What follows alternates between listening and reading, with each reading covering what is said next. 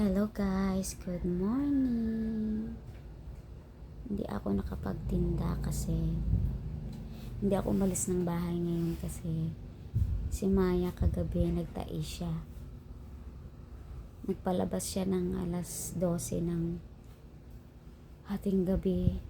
Tapos ang tagal namin sa labas.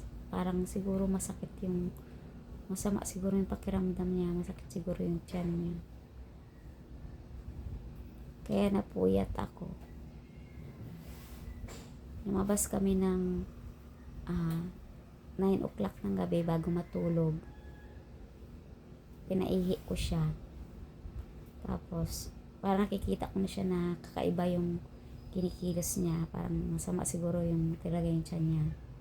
Nag-poops siya ng parang medyo kakaiba yung parang may yung kalmoplema. Tapos, nung matulog na kami bandang alas 12.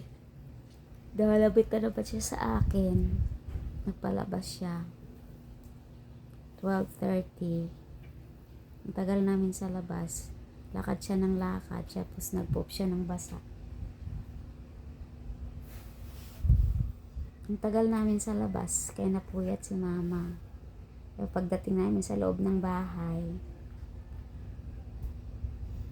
pinainom ko siya ng tubig na may dextrose powder. Tapos, pero masigla naman. Masigla naman siya. Kaya lang, masakit yung ulo ko. Nagising ako alas 7 na. Hindi na ako nakapagtinda. Hindi na ako nakaalis ng bahay. Kaya babantayan ko na lang siya. Pero okay po siya. Kumain na siya ng almusal. At saka bika-bika na bika-bika ng lablab ni mama. Bika-bika na siya. Okay na po siya. Siguro matulog na lang kami dalawa kasi kulang kami sa tulog. Lablab ni mama na.